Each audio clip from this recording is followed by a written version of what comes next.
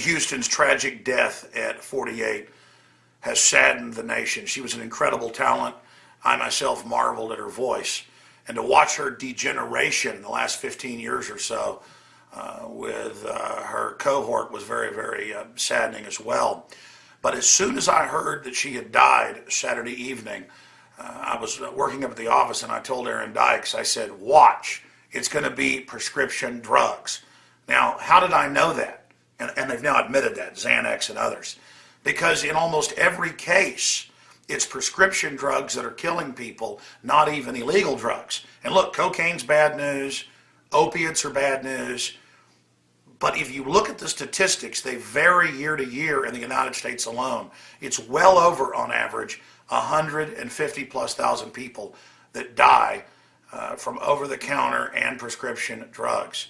It is an epidemic, and I looked up the statistics. You can look them up. Not one death a year from marijuana. Not one death. The federal government, the DEA, they all admit that. So here she is, after years of drugs, alcohol, illegal, legal drugs, with a bunch of prescription drugs, no alcohol, even in her hotel room, found dead in her bathtub with a bunch of Xanax and other pill bottles, all prescription around her.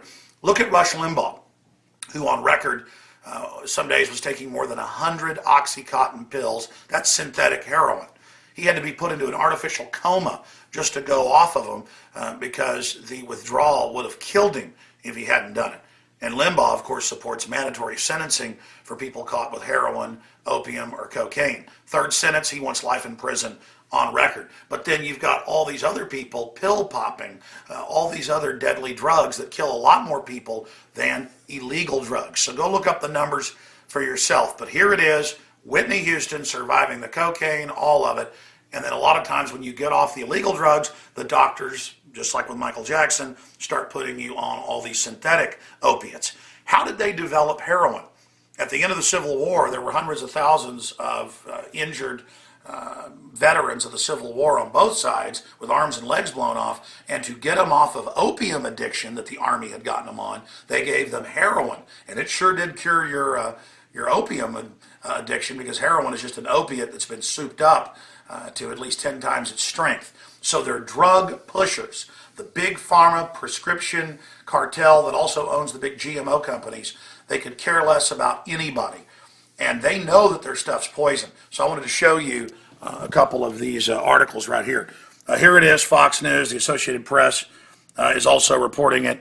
Prescription drugs found in Whitney Houston's hotel room, report says. And then you read in here, it was Xanax, you name it, no alcohol found. Now again, these statistics vary.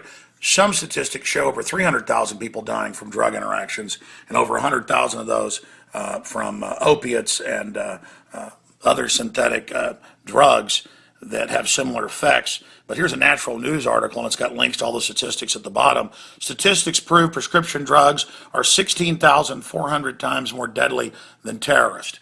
You have got a better chance of falling down in the shower than you do of terrorists killing you, or of a bumblebee stinging you, or a honeybee. And you're 16,400 times, that's even the Scientific American magazine breakdown, to die from prescription drug interactions than you are from terrorists. But our whole way of life is being overthrown in this fake drug war, which is really just meant to keep up the price of illegal drugs, and the big banks are laundering the money. And then when they catch you using their illegal drugs, they put you in their private prisons, displacing everybody else's jobs and driving down wages. So we need to decriminalize drugs across the board, and we need to expose how deadly prescription drugs are as well, and start averting more of these tragedies.